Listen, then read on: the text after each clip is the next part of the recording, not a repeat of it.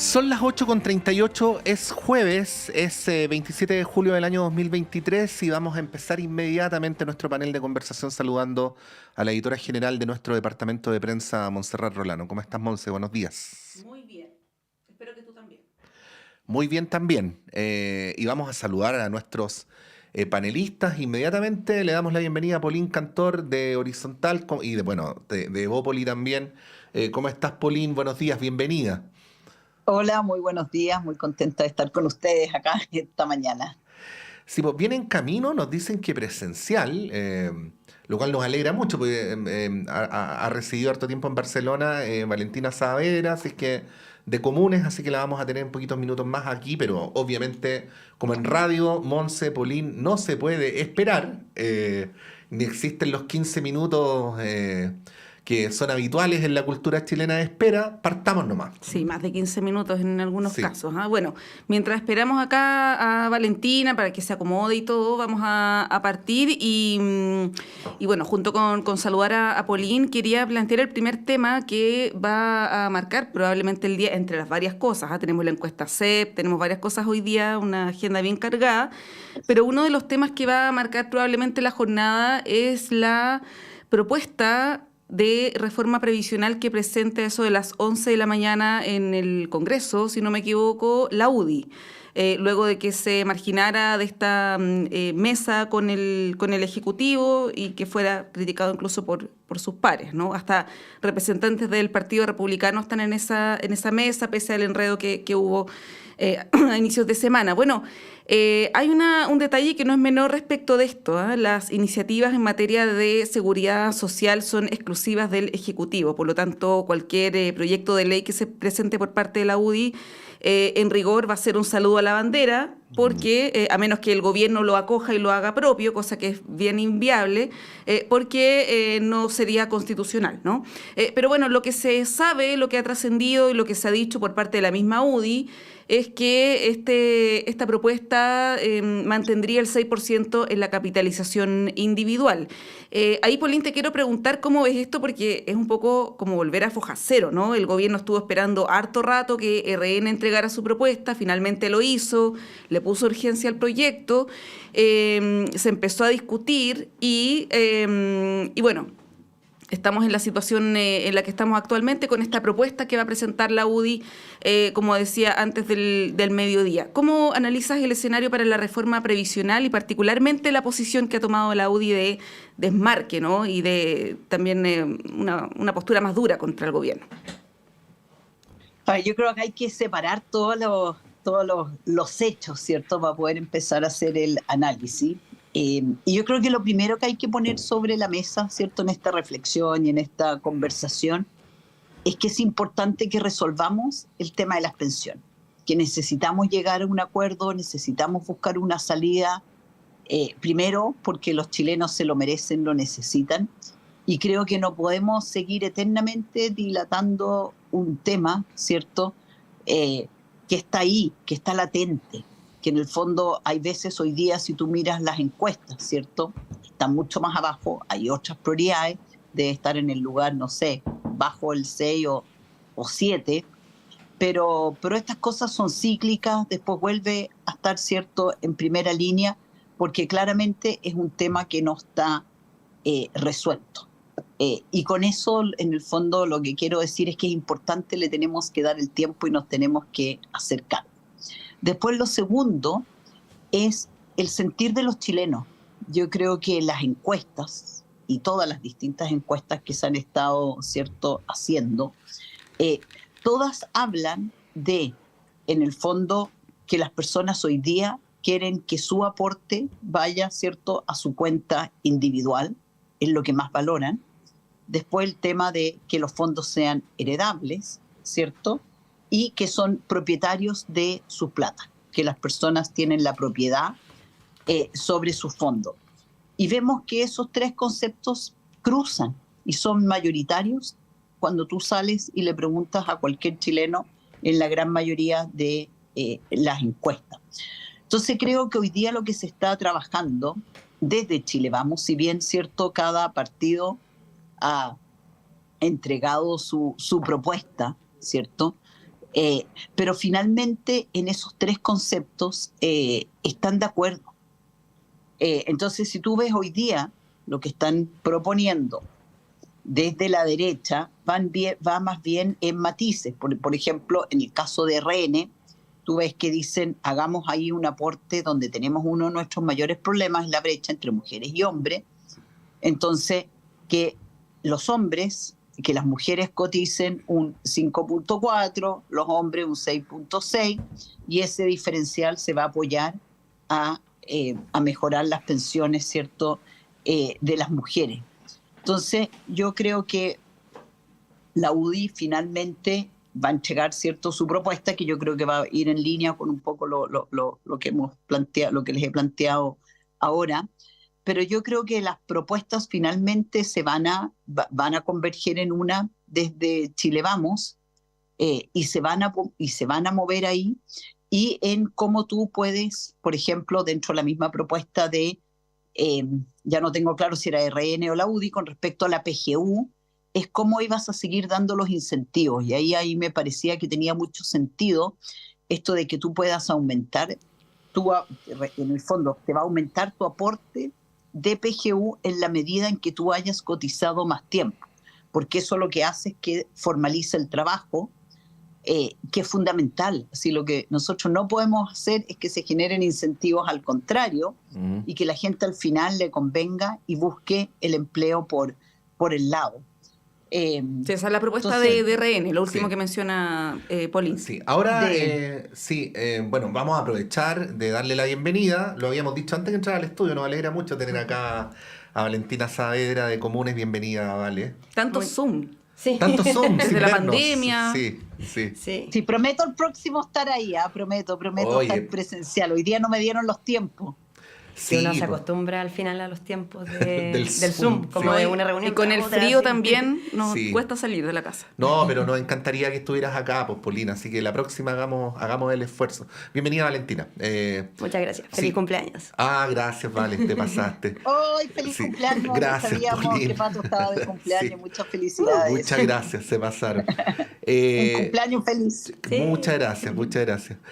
A ver, dos preguntas en uno respecto a lo que planteaba Pauline. Primero, es cierto que hay una pulsión o una adhesión a la capitalización individual, pero también es cierto que desde el punto de vista técnico lo que hace que las jubilaciones no sean todavía más miserables, porque ese es el punto de partida, son y siguen siendo miserables, es el pilar solidario, ¿no? O las contribuciones que se hacen por fuera de la cotización individual, el pilar no contributivo, ¿no? Pero por el otro lado, y ya entrando más en el plano del análisis político, Vale, leí ayer en Twitter a Roberto Méndez, que no es una persona de izquierda, es una persona más cercana a la derecha, por lo tanto hacía un tuit donde en la primera parte criticaba al gobierno, es decir, decía algo así como: es curioso que habiendo hecho el gobierno tan mal las cosas, ¿no? Esa era la primera mitad del tuit. La segunda parte del tuit era: la derecha se haya metido en este enredo que la hace estar a la defensiva en una circunstancia donde tenía todo para estar a la ofensiva, ¿no? ¿Cuál es tu análisis, ¿no? En los dos planos, ¿no? En lo que tiene que ver más específicamente con el tema de pensiones y luego en el correlato como de las relaciones políticas entre gobierno y oposición a propósito de este hecho. A ver, yo creo que en primera instancia lo que me parece que hay un acuerdo transversal de la necesidad de la reforma de pensiones y por lo tanto de la necesidad de discutir y dialogar hasta llegar a algún acuerdo.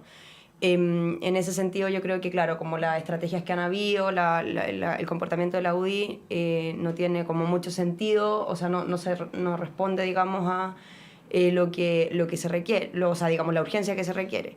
Ahora, relacionado a lo que mencionaban antes sobre, bueno, cuáles son los intereses de la sociedad. Uh-huh. A ver, yo creo que, claro, hay una cuestión relacionada a la capitalización individual, que es verdad de que la población tiene la sensación de que se le han arrebatado sus pensiones y por lo tanto hay una reacción lógica de querer sentir nuevamente que son propias. Y por lo tanto existe esa idea de que la única forma de que se haga como justicia de alguna manera con las pensiones sea volver a capturarlas como individualmente. Sin embargo, creo yo que eso está más relacionado con la idea de despojo que se ha generado, más que con una solución al problema de que las pensiones, digamos, no dan abasto, en el sentido de que al llegar a la vejez las personas cambian su calidad de vida radicalmente porque no tienen ingresos suficientes que, bueno, como he sabido, como ni siquiera llega, digamos, a la media del ingreso.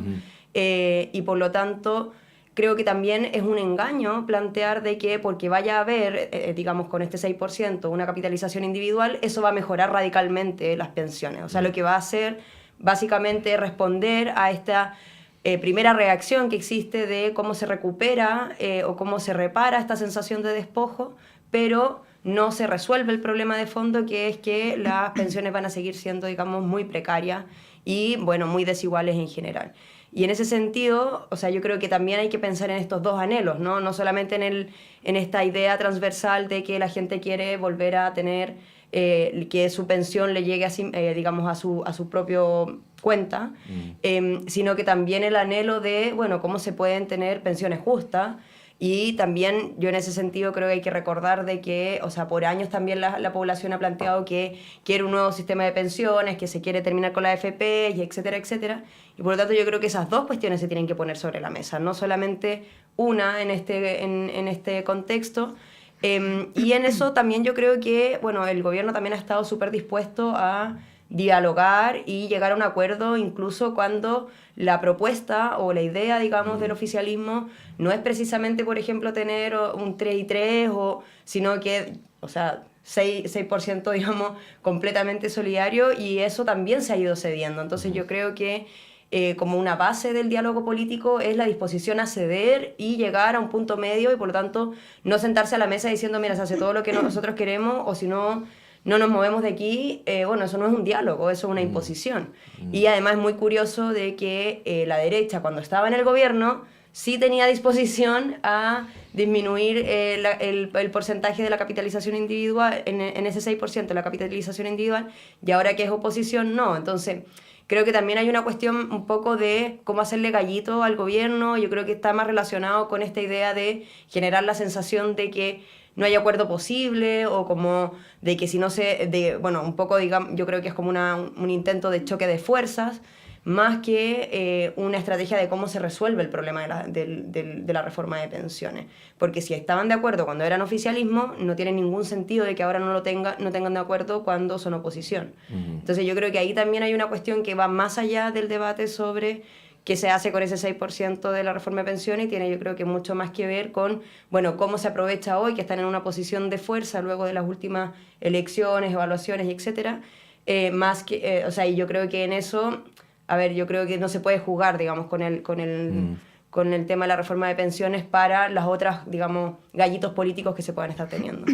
Sí, ahora, Polín, tomando lo que dice Valentina, siguiendo en la misma línea, se ha visto a la oposición un poco enredada en este debate, ¿no? Porque primero dicen una cosa, el tema del 6%, la semana pasada entrevistábamos acá al senador Chaguán y él decía, nosotros queremos un 4-2, 4 para cuentas individuales y un 2 a solidaridad, pero uno escucha, por ejemplo, a diputados de su partido y plantean que el 6% se tiene que ir entero a capitalización individual.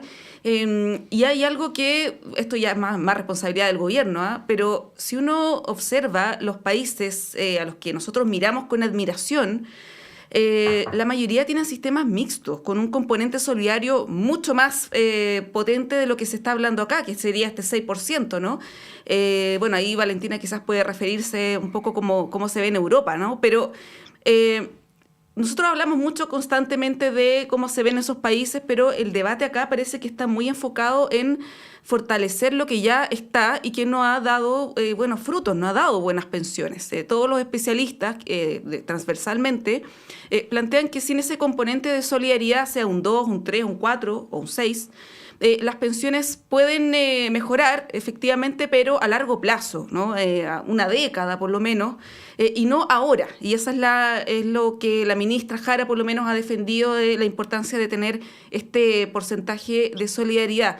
Y ahí la pregunta, Pauline, ¿no corre la derecha o parte de la derecha, parte de la oposición, el riesgo de quedar un poco aislada en esta discusión cuando la democracia cristiana ya se le ve mucho más cercana a la posición del gobierno, y llamando también a un diálogo, parte de Renovación Nacional también? No sé, ahí no me queda claro cuál es la postura de Bópoli y la UDI en una posición muy dura, muy confrontacional, y que algo que también puede verse para ojos de la luz pública como una defensa del sistema de AFP, que también fue impugnado durante el debate por los retiros, ¿no? No estoy hablando ni siquiera del estallido social, sino que hasta el día de hoy, si uno mira las encuestas, claro, está lo que dice Patricio de la capitalización individual, pero hay un rechazo muy grande también a las AFP, ¿no?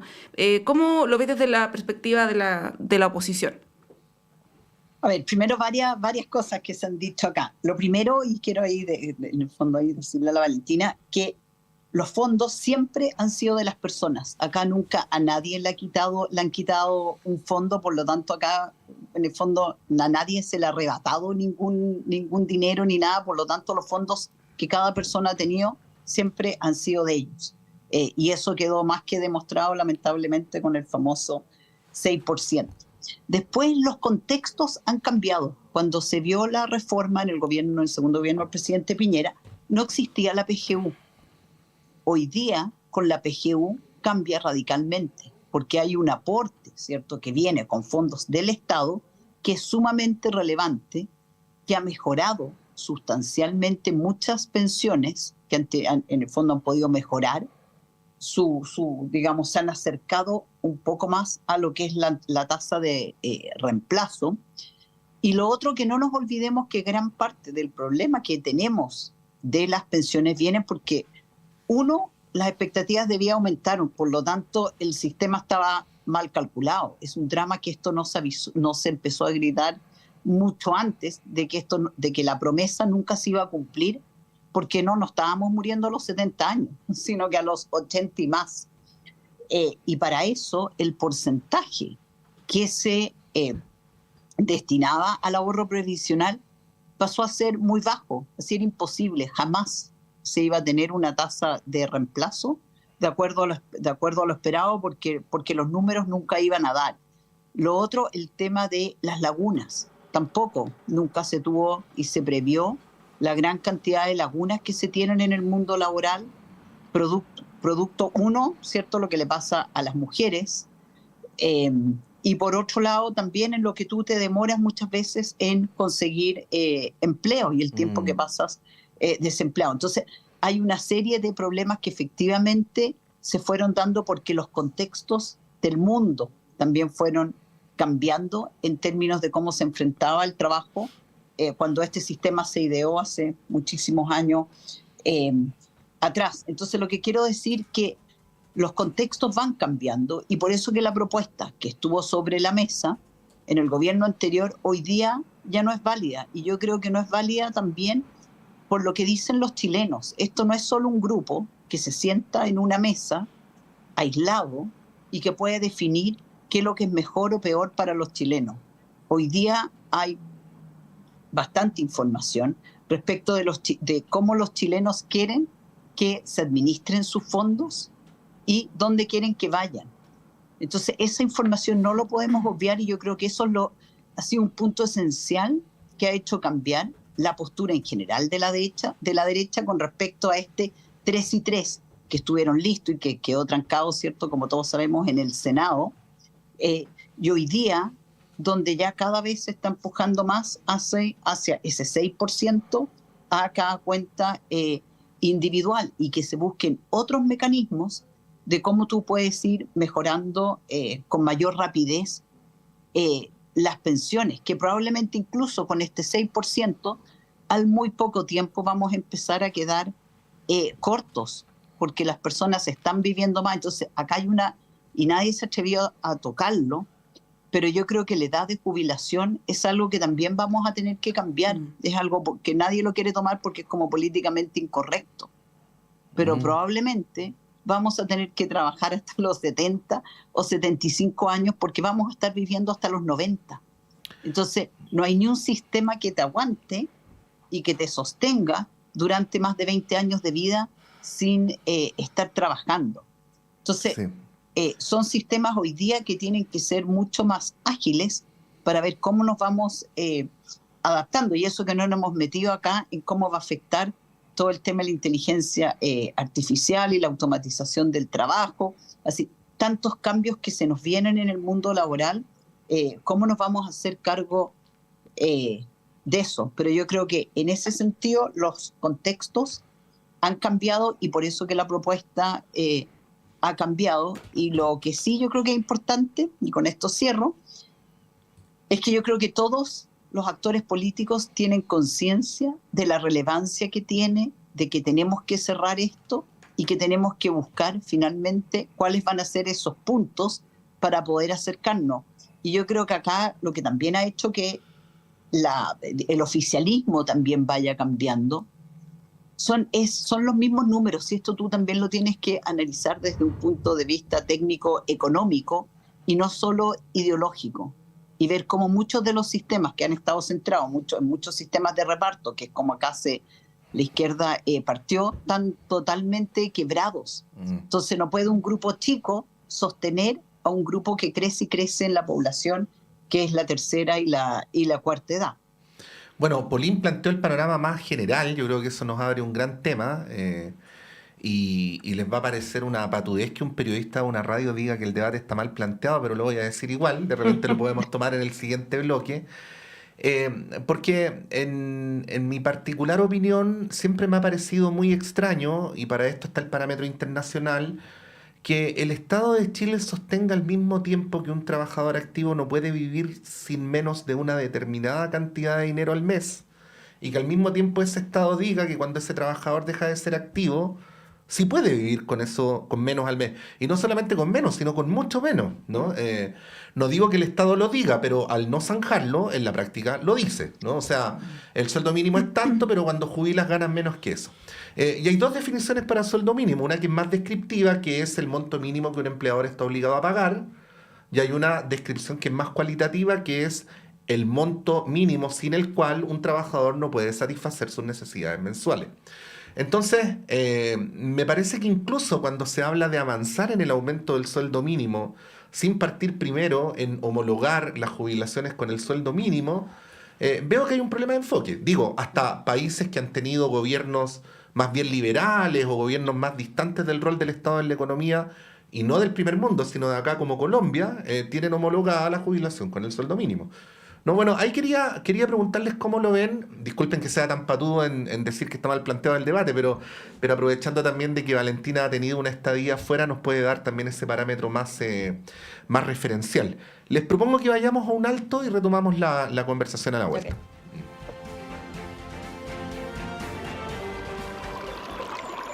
Aguas Trayén o Cascada en Mapudungún es la mejor agua purificada con tecnología de última generación. Para más información, visite su página web www.aguastrayen.com.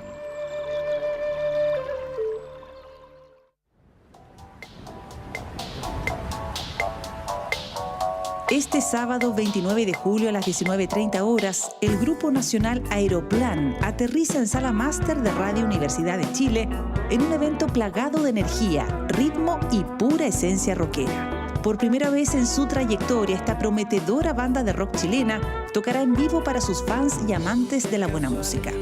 En un cóctel explosivo de talento y pasión, esta banda ha conseguido construir una identidad musical que navega entre las influencias del rock británico de los 90 y los vibrantes toques de la música alternativa moderna. Ya lo sabes, este sábado 29 de julio a las 19:30 horas en Sala Máster, Miguel Claro 509, Providencia, y con transmisión en directo a las 20 horas por el 102.5 FM y radio.uchile.cl. Aeroplan en Sala Máster. Banda invitada, Ciudadanos. Entradas a la venta en portalticket.cl. Quiero disfrutar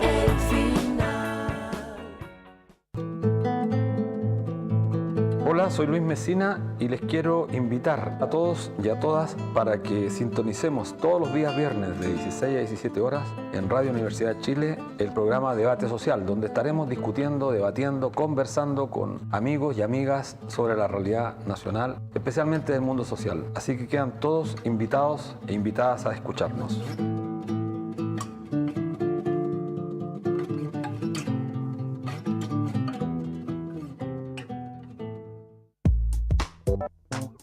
En Radio Universidad de Chile queremos invitarlos a escuchar de lunes a viernes a las 10 de la mañana Semáforo, un espacio del Departamento de Prensa de la Radio que Piensa para encontrarnos con quienes están transformando el mundo desde la cultura y la sociedad civil.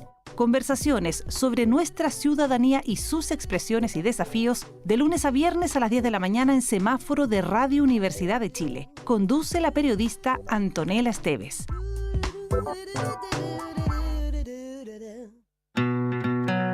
Sala Máster de Radio Universidad de Chile presenta el próximo jueves 3 de agosto a las 19:30 horas al músico, productor, DJ y miembro del destacado grupo Bajo Fondo, Luciano Superville. Con casi 20 años de trayectoria, este artista se presenta por primera vez en Sala Máster con un concierto para piano y electrónica donde se entrecruzan el género clásico, la música rioplatense y las nuevas tendencias urbanas. Un músico virtuoso tanto en su faceta de solista como con sus distintas agrupaciones, haciendo música para bandas sonoras, series, televisión y diferentes espectáculos. Un talento y versatilidad únicos que lo han hecho colaborar de manera habitual con diferentes íconos de la música latinoamericana. Te esperamos junto a Luciano Superville en un concierto para piano y orquesta en Sala Máster este jueves 3 de agosto a las 19:30 horas. Miguel Claro 509 Providencia. Entradas a la venta en Portal Ticket.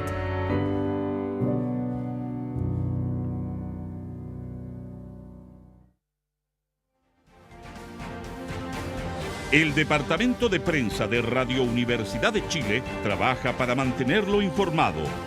Radio Análisis, una transmisión conjunta de las radios que piensan.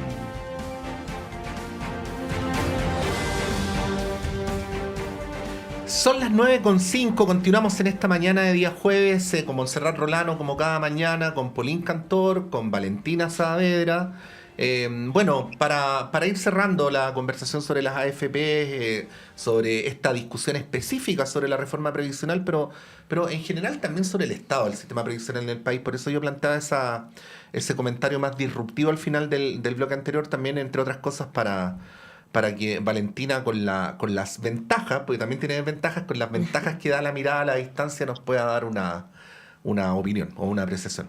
Sí, a ver, yo creo, primero dos cosas. Una sobre lo que mencionaba Pauline, o sea, yo creo que hay como una contradicción incluso como en lo que se plantea, porque primero, si se reconoce como el avance que hace el gobierno de Piñera en relación a la PGU, básicamente se está reconociendo como el beneficio de un elemento que tiene factores de solidaridad importantes. Luego se menciona que uno de los problemas son las lagunas previsionales, que evidentemente no se solucionan con cotización individual porque son años sin cotización.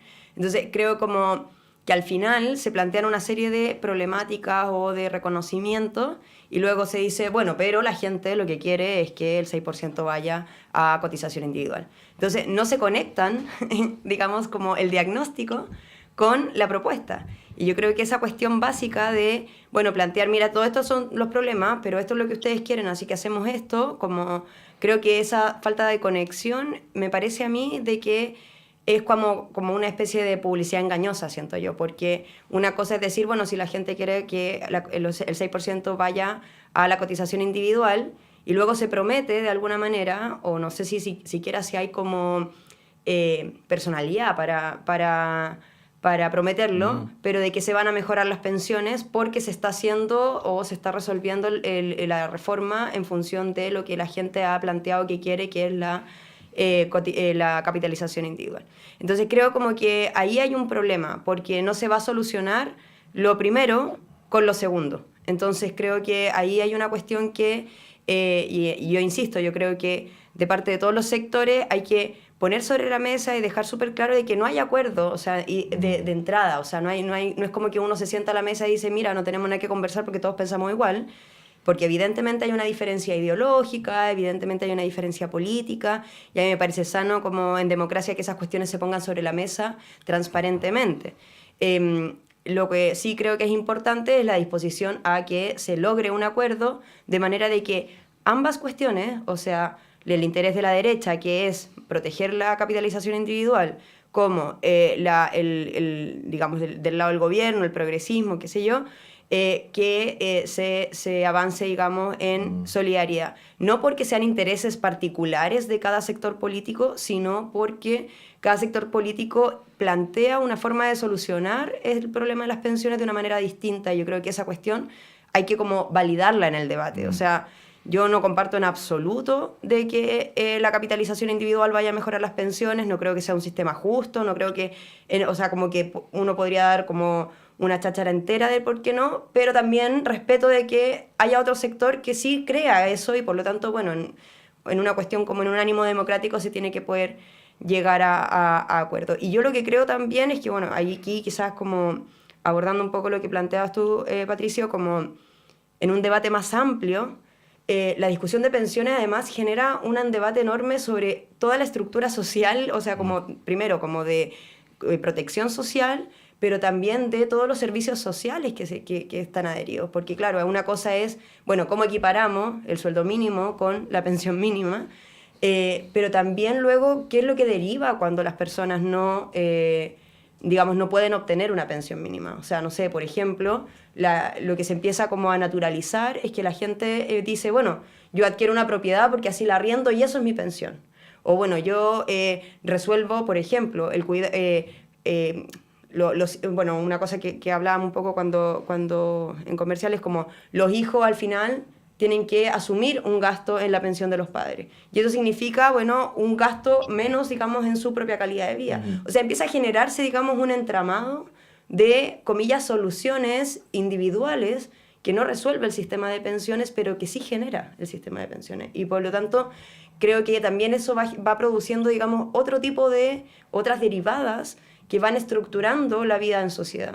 Y yo creo que esa discusión más grande, que está súper, como creo yo, como despachada, como marginada en este debate sobre ya el 100%, o sea, el 6%, como de uno para allá, uno para acá, no sé qué, como que se pierde un poco. Yo creo que, de hecho, cuando hubo como las grandes movilizaciones contra la AFP, etcétera, se había planteado también esta discusión. O sea, las AFP es donde más tienen inversión, por ejemplo, en el sistema inmobiliario. Las inmobiliarias son las que hoy tienen como los subsidios. No sé, hay una cuestión así enorme como que va generando incluso como la forma en donde nos movemos y etcétera.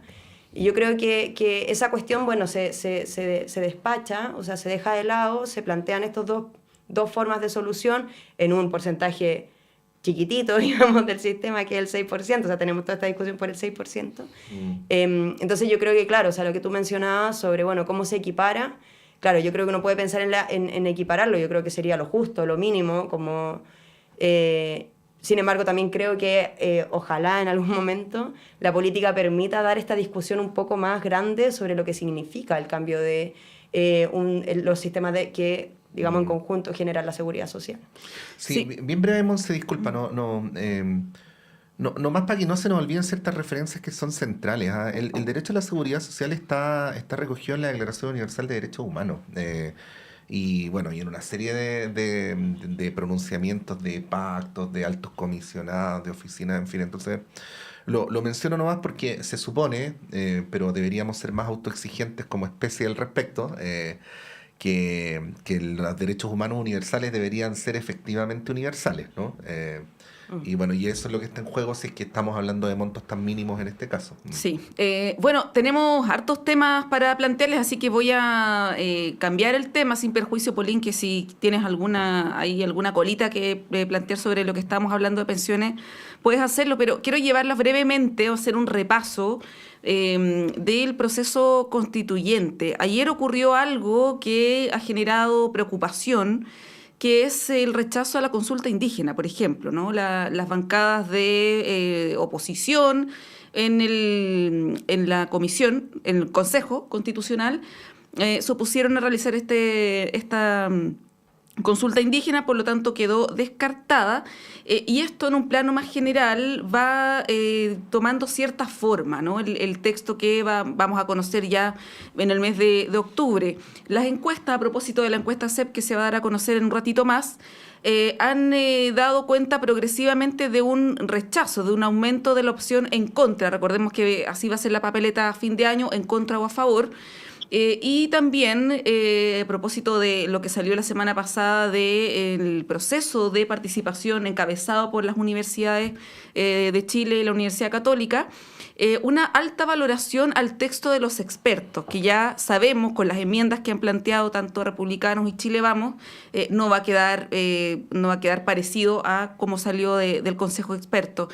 Ahí, Pauline, ¿cómo ves tú eso y esto que se asoma de a poco la opción de un rechazo? Lo decía el senador Buenchumilla hoy día, también aquí hace algunos días Andrés Palma, militante de la democracia cristiana, él decía: yo estoy entre la indecisión y el rechazo, ¿no? Entonces estamos hablando de sectores de centro que ya están con una posición muy negativa respecto de este proceso. ¿Cómo analizas ese escenario? Lo primero, solo muy corto nomás, una colita de lo que quedó de pensiones, que yo tomo ahí el punto de Patricio. Evidentemente que todos nos gustaría, y yo creo que a eso tenemos que aspirar, que el sueldo mínimo sea igual a la pensión mínima.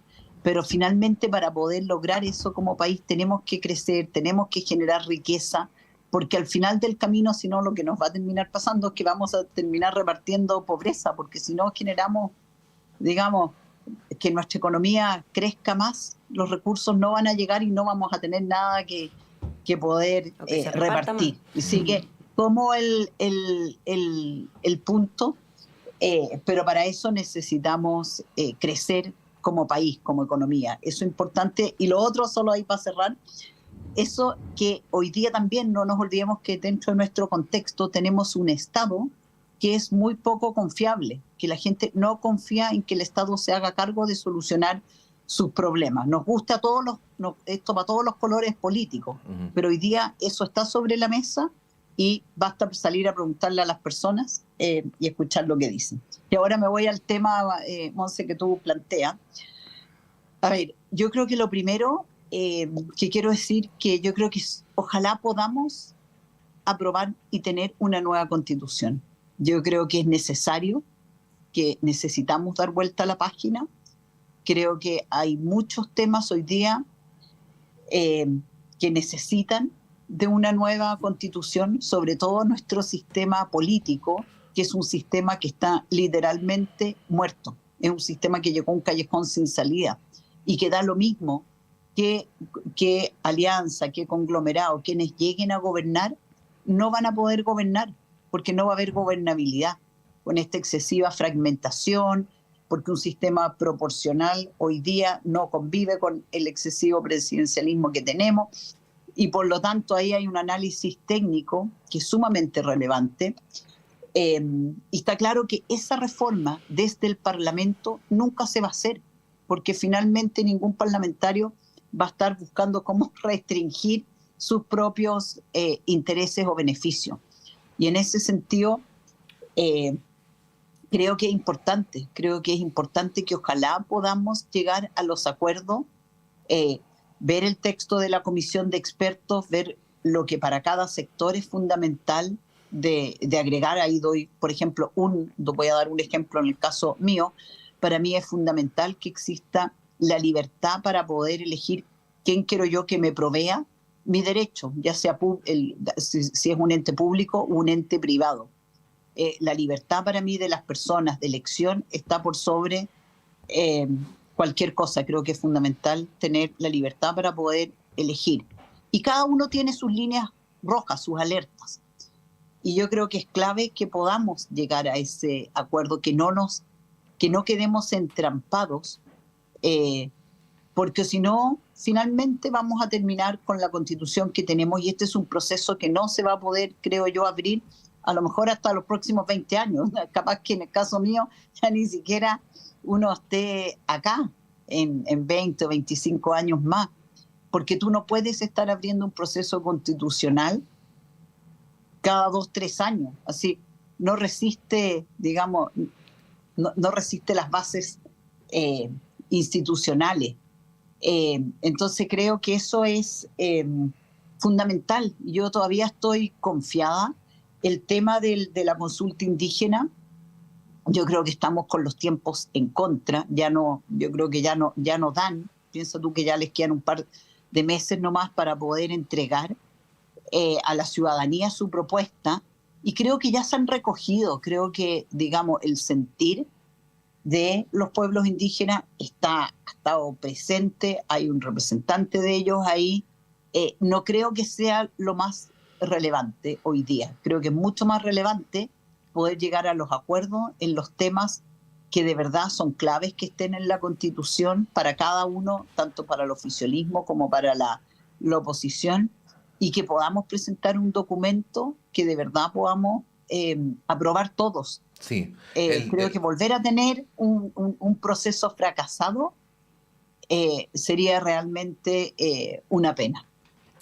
Lo que ocurre, Pauline, no digo para contradecirte, sino para complementarte, es que eso mismo que tú dices que no debería ocurrir es lo que está ocurriendo hoy, ¿no? Porque Monse mencionaba sectores de centro. Yo tengo aquí un artículo que publicó anoche La Tercera, un estudio del CEP, Centro de Estudios Públicos, Centro de Estudios de Derecha, cuyo principal financista es el Grupo Mate, uno de los principales grupos económicos del país, pero que además es transversalmente respetado.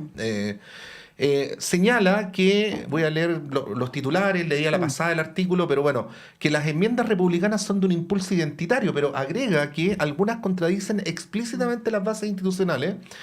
Voy a citar, y voy a darle el voto de confianza aquí a la colega Helen Mora, que fue la que escribió el artículo. Voy a citar textual la bajada para no extenderme demasiado, luego les doy la palabra.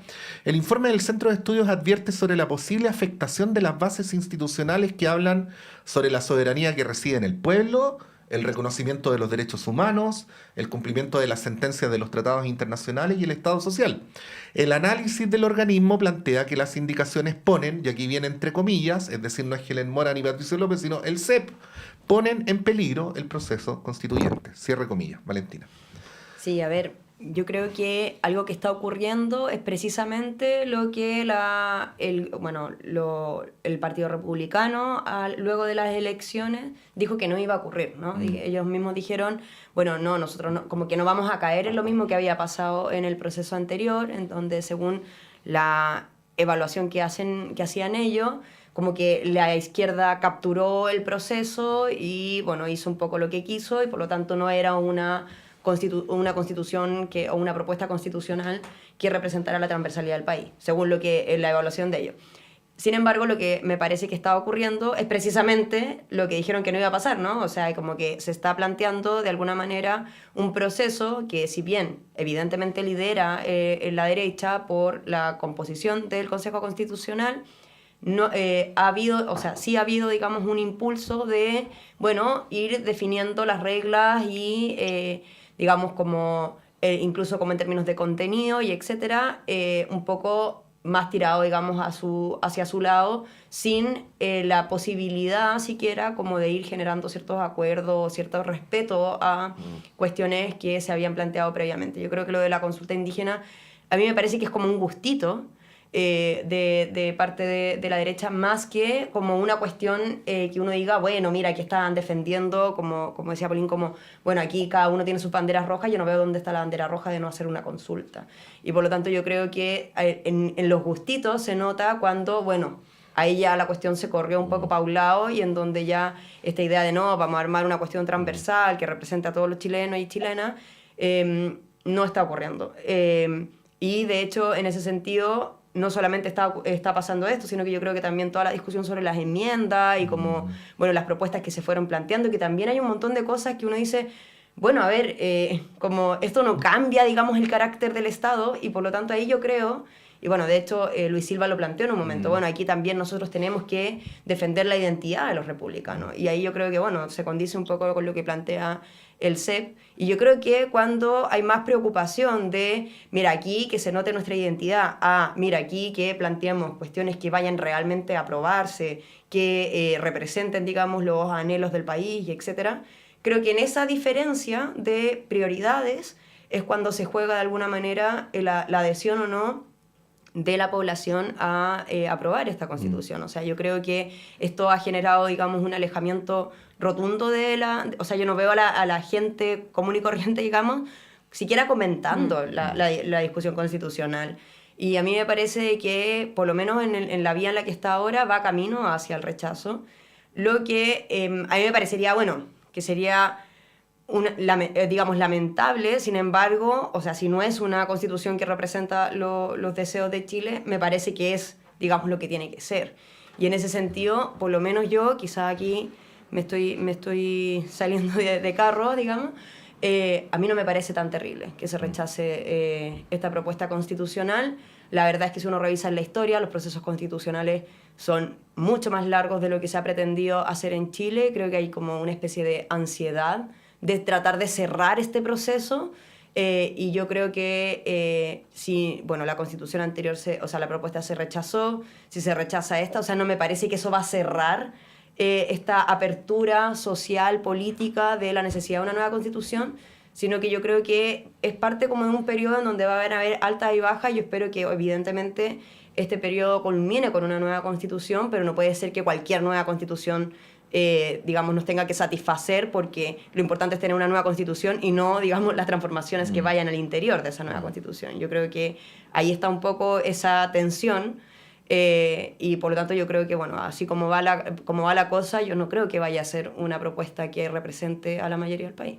Sí, bueno, ahí, Pauline, no, mira, nos quedan poquitos minutos, entonces los quiero llevar al último tema que se vincula totalmente con lo que estamos hablando, incluso con lo que comentábamos en el primer bloque, porque hay algunos analistas incluso de centro derecha, por ejemplo, Tomás Duval, Hugo Herrera, ¿no? Algunos parlamentarios, consejeros también del sector, que han señalado que la derecha se ha pasado varios pueblos, no solamente en el proceso constituyente, sino que también a propósito de lo que hablábamos de la UDI, de salirse de la mesa, también de esto de imputar delitos al ministro Jackson. Bueno, antes la acusación constitucional, hablábamos aquí con el diputado Burraga. Exacto. Sí. Que la UDI o sea, la derecha en general, o algunos sectores más duros de la derecha se han pasado varios pueblos. Y ahí la pregunta que les quiero hacer, considerando lo que pasó en España el domingo pasado, y ahí quiero hacer el link, ¿cómo ves ese escenario, Pauline? ¿Cómo lo ven, no?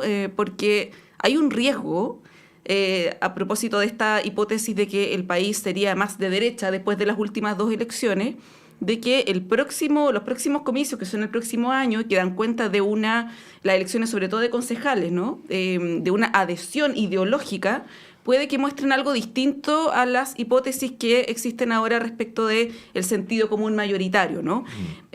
¿Cómo ves eso? Porque cuando ya se estira tanto el elástico, se corre el riesgo de que se corte, porque fue un poco lo que estamos viendo a nivel internacional. Cortito, ¿cómo ves ese escenario? A ver, solo muy corto nomás para que me quede con algo ahí del punto pasado, que yo creo que ojalá podamos llegar a un texto lo más cercano a lo que fue el texto que entregaron los expertos. Creo que es clave que hoy día los chilenos empiecen a conocer qué dice el texto constitucional, porque la gente no tiene la menor idea. Y creo que gran parte hoy día del voto tiene que ver con un rechazo al gobierno. Ya sabemos cómo la gente vota, y vota y ahí con eso me vinculo a lo que tú planteabas, vota de guata, vota por lo que está sintiendo. Y hoy día hay un rechazo hacia el quehacer, digamos, cómo ha gestionado el gobierno. Ni siquiera alcanzamos a hablar de todo el tema convenios, fundaciones, que cada día aparecen más casos. Acaba de aparecer en el Biobío una fundación que compraba lencería. Y con esto, ¿qué es lo que quiero decir? Que yo creo que es muy difícil adelantarse a lo que va a pasar de acá a 2 años más. Yo creo que hoy día vivimos en una inmediatez que hace que la balanza vaya cambiando de un lado para otro. Sabemos que con el voto obligatorio hay una mayoría importante que es más bien del sentido común, que es apolítica, y que vota de acuerdo a lo que en ese minuto cree quienes le van a dar mayor seguridad, mayor estabilidad.